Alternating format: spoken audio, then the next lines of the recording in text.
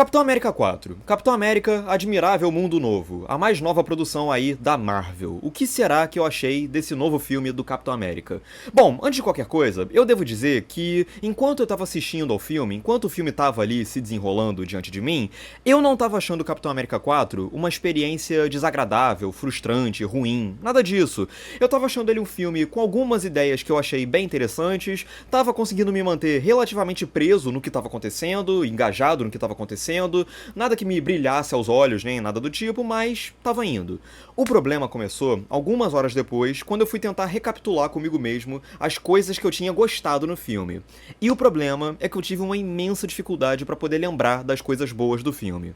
Em contrapartida, as coisas ruins do filme, essas aí me vieram à mente rapidinho. E eu acho que isso é um mau sinal. E quanto mais eu penso em Capitão América 4, menos eu gosto do filme. Bom, mas antes da gente entrar no filme em si, não se esqueça de curtir o vídeo se você estiver gostando, se inscrever no canal e ativar o sininho para não perder a notificação dos próximos vídeos. Cara, uma coisa que eu fiquei pensando durante o Capitão América 4 é que a Marvel, ela é mestre numa coisa que é pegar premissas que são muito interessantes, muito promissoras, que tinham tudo pra render conflitos dramaticamente, narrativamente muito interessantes, muito fora da caixinha, e nunca aproveitar elas por completo. Eu consigo pensar aqui em alguns exemplos. Por exemplo, aquele lance do Capitão América do Steve Rogers, né, ser um cara deslocado no tempo, dele ter passado 70 anos adormecido e isso ser um drama pra ele. Eu acho que esse drama nunca foi muito bem explorado no cinema. Outra coisa, a destruição da Batalha de Nova York lá no Vingadores 1. Também, eles só mencionam que o Tony Stark teve um estresse pós-traumático, mas nada além disso. Capitão América 2, tinham nazistas dentro da SHIELD. Cara, isso parecia ser uma coisa que tinha virado o jogo pra sempre. No filme seguinte, isso já é esquecido, isso serviu só pra render um episódio que dizem que é muito bom, eu não vi, nunca vou ver, daquela série Agents of S.H.I.E.L.D., mas nada além disso. O lance da identidade secreta do Peter Parker, pra Tia May foi revelada lá no primeiro filme, nossa, foi um choque, filme seguinte isso já virou uma piada. Pro resto do mundo, a identidade secreta dele foi revelada também depois, mas também, é só uma piada aqui e ali e logo isso é desfeito rapidinho. Esse negócio do Thanos ter estalado o dedo e sumido com metade do universo. Cara, isso rendeu um drama lá no Vingadores Ultimato, mas nas outras produções, eles só mencionam, fulano sumiu, né, por 5 anos, né, é mesmo? Pois é isso. Uma coisa casual, totalmente, enfim, eu acho que isso joga fora todo o potencial dramático de coisas que supostamente eram uma mudança de jogo dentro do esquema geral. E o resultado disso é que lá na frente, quando a gente vai analisar o quadro geral do cenário todo montado, existem todos esses pequenos conflitos que supostamente deveriam reverberar com os personagens, mas eu não sinto o peso desses conflitos. Então acaba que o MCU como todo, pra mim ele acaba soando às vezes como uma experiência bastante vazia, por mais personagens que ele tenha. Por exemplo, no final do Vingadores Ultimato, quando o Capitão América passa pro Falcão o escudo, cara, eu não senti ao longo dos filmes anteriores que a amizade deles foi construída de forma tão poderosa assim pra aquela resolução ali reverberar em mim.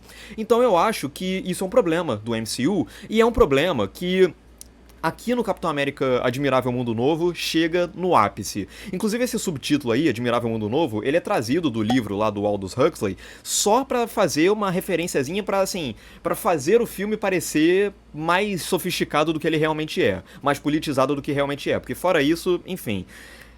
Os primeiros 20 e 30 minutos desse filme são o que ele tem de melhor. Eu acho interessantíssima a ideia de você pegar o vilão do Hulk, o General Ross, e transformar ele no presidente dos Estados Unidos. Isso daí é uma coisa que eu acho muito interessante, porque, primeiro que o filme esclarece bem ali naquele início como que isso se construiu, linka bem com eventos que a gente acompanhou nos outros filmes, e eu acho que acompanhando o universo Marvel, me parece uma coisa lógica pensar que tudo aquilo ali ia desembocar na eleição de um vilão, e eu acho que também é uma coisa que...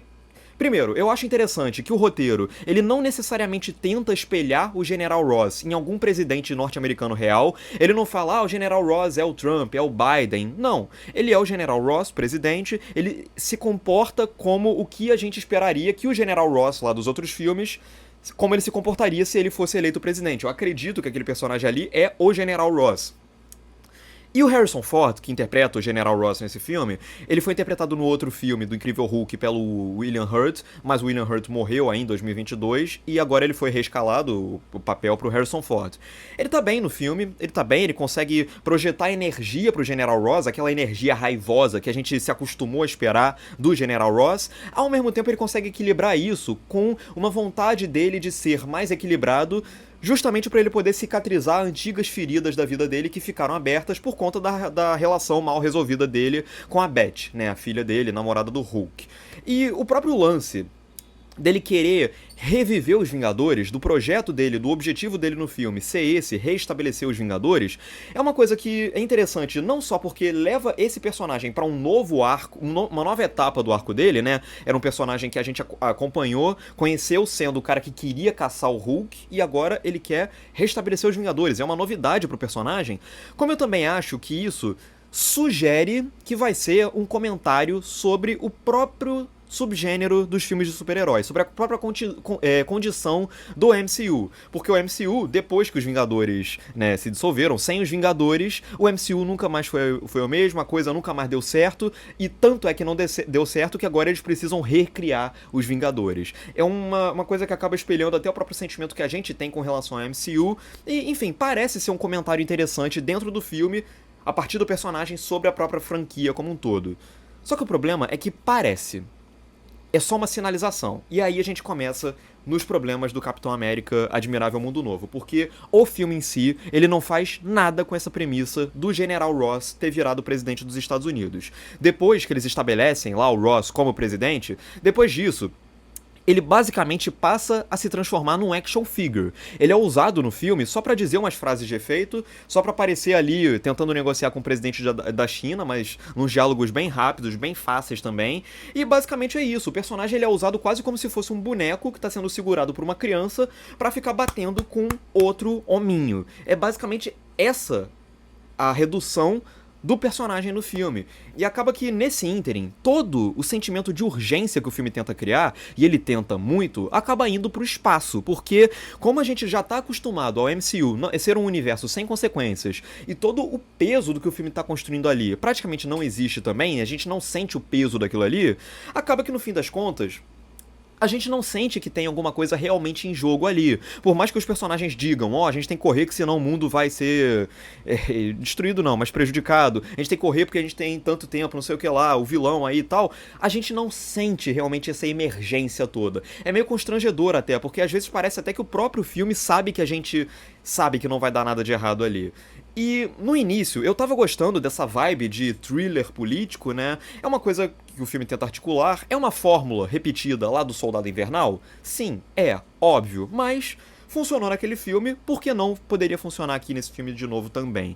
Só que o problema é que conforme a trama vai avançando e ela vai se complicando cada vez mais, vai ficando cada vez mais claro que essa politicagem que o filme tenta parecer que ele tem, na verdade é só uma mera fachada pro filme poder posar de algo um pouco mais sofisticado, um pouco mais sóbrio do que os outros filmes da Marvel normalmente são.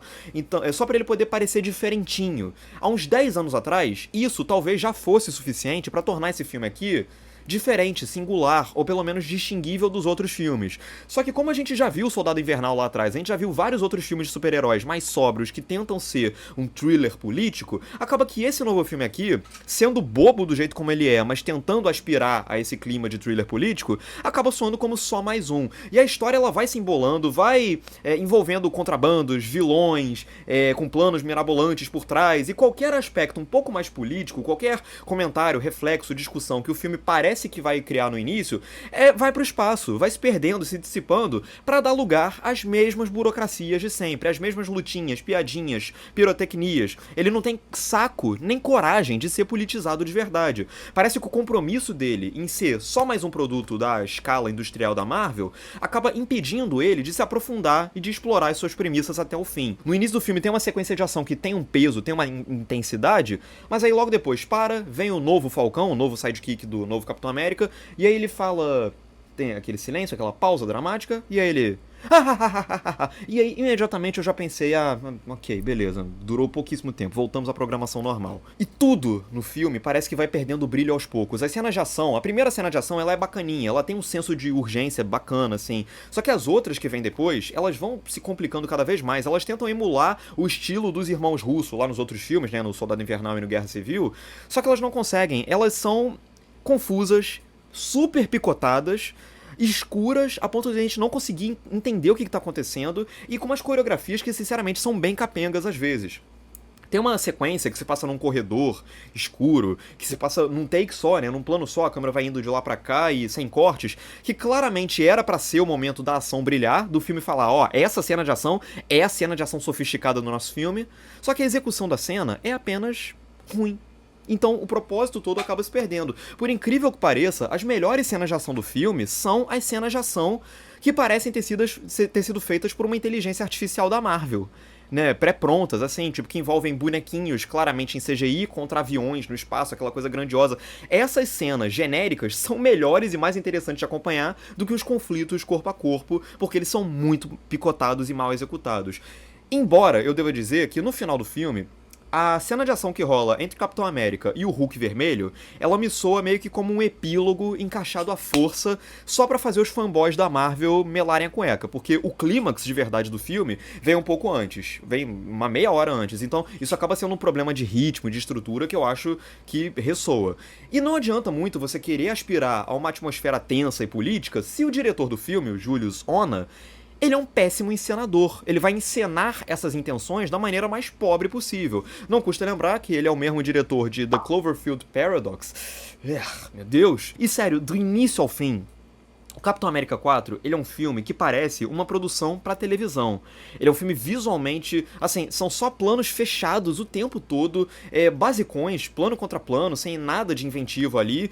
E essa abordagem do diretor, os fundos, o que tá atrás dos atores, parece meio não ter dimensão, parece não ter profundidade, remove a dimensão que parece ter nos fundos atrás dos atores, deixa eles chapados. Às vezes ele até tenta criar um ou outro movimento pra tentar trazer um dinamismo maior, né? Tipo, pega a câmera acompanhando o carro e aí vira ela de cabeça pra baixo. Aí depois tem uma cena na Casa Branca e sai uma tomada aérea, vai acompanhando o personagem até os jardins lá fora. Inclusive uma tomada aérea que é muito feia, por sinal, vocês vão ver. Mas assim, ele acha que esses pequenos momentinhos, esse um plano ou outro aqui e ali, é suficiente pra imprimir personalidade e estilo ao filme, mas não é. É só deselegante mesmo. O filme todo é deselegante, ele parece uma produção que estaria muito mais à vontade na Disney Plus do que na telona do cinema em IMAX, que foi onde eu assisti ao filme. E por falar em televisivo, na linguagem da televisão, né, a gente tem esse negócio, né, de tipo, os personagens falam tudo, tudo é comunicado de uma maneira mais esmiuçada, porque o espectador que tá em casa, ele vai dar pausa pra ir no banheiro, ele pode estar mais distraído, ele não vai estar lá na telona do cinema, a TV vai ser menor, às vezes, dependendo do caso, as pessoas pegam o celular, dependendo de quem for e tal, então assim, é necessário mastigar mais as coisas às vezes. Esse filme aqui, essa produção pra cinema, ele vai pela mesma toada, porque o tempo todo os personagens param pra explicar alguma coisa pro espectador de uma maneira direta, usando palavras. O filme não consegue comunicar nada em imagem ou som, não. Quer dizer, som, obviamente, sim, porque os personagens estão falando, mas assim, ele precisa o tempo todo parar pra explicar. Isso só reitera o quanto que o Capitão América 4, apesar dessa pompa que ele tenta criar de que ele é um filme mais sério, ele não leva a sério o próprio espectador e os dramas daqueles personagens. Qualquer conflito político é esvaziado em prol de ser uma mesma historinha de vilões megalomaníacos, blá blá blá, de sempre, e ele trata o espectador como uma criatura que não vai acompanhar toda a complexidade daquela trama. Então, enfim. E por falar nessas... aliás, os diálogos do filme, de modo geral, são pavorosos. Frases de efeito ruim, explicações bobas, enfim. E como alguém que cresceu ouvindo as pessoas falando que o CGI do Hulk do Ang Lee é muito ruim, é sem peso, parece borracha, parece Shrek. O Hulk do Ang Lee, ele parece um Na'vi do Avatar do James Cameron, ou o César do Planeta dos Macacos, do Andy Serkis, perto do Hulk vermelho desse filme. Sério, é sem peso, parece borracha, ele se move com uma velocidade de uma barata, ele é artificial sem que isso esteja na proposta do filme. Eu achei horrível, realmente. E, falando do elenco, a Shira Haas, pouco tem a fazer. A personagem dela é uma viúva negra genérica, a gente não sabe de onde ela vem nem pra onde ela vai. O Dani Ramirez, eu acho ele um personagem irritante, ele faz o sidekick do Falcão, do novo Capitão América, né? Ele é o novo Falcão. E eles tentam. Eu acho as piadas dele irritantes. O roteiro tenta vender. O roteiro do filme foi escrito por 5 pessoas, uma bagunça. Ele tenta vender que a amizade dele com o Sam é uma amizade incondicional, tipo como era a do Steve Rogers com o Buck, mas a gente não sente essa força da amizade deles dois sendo formada. Quando precisa criar um momento dramático no final, a gente não compra, porque a dinâmica deles não foi tão forte assim nesse filme. Mesma coisa é a dinâmica entre o Sam e o personagem do Carl Lumbly. E o Anthony Mack, ele segura bem o posto de novo protagonista dessa franquia, ele explora bem as inseguranças do Sam Wilson, né? Ele se sente uma versão inferior do que era o Steve Rogers, por ele não ter o soro do super soldado. Até por conta disso, ele é uma versão mais bruta do Capitão América, ele realmente bate mais forte, porque ele precisa realmente pegar forte pra se sobressair. E esse negócio dele se sentir inferior e ter que se provar é um reflexo óbvio dos chiliques, dos nerdolas aí na internet que dizem que não aceitam o Capitão América ser negro e tal. Isso é trazido pro filme de uma maneira bastante superficial, mas tem lá o Ross virando pra ele falando: você não é o Steve Rogers. Isso claramente é uma coisa extra-fílmica também e tal. Mas também fica na superfície. De novo, a gente não sente muito peso disso porque também fica bem na superfície mesmo. Pelo menos, o Sam Wilson, ele me parece ser um Capitão América um pouco mais interessante do que era o Steve Rogers. Ou pelo menos ele tem potencial pra ser isso um dia, por conta do carisma que ele tem a mais, desse bom humor que ele tem mais e tal. Mas, de novo, é potencial. Chegar lá, que é o que realmente importa, ele nunca chega. Então, Capitão América 4, Capitão América Admirável Mundo Novo, é um filme... É isso, agora eu quero saber de você, o que você achou de Capitão América Admirável Mundo Novo. Diz aqui embaixo nos comentários, curte o vídeo se você gostou, compartilha para seus amigos, se inscreve no canal, ativa o sininho para não perder a notificação dos próximos vídeos, chama mais gente pra cá, e é isso. Um grande abraço e até a próxima.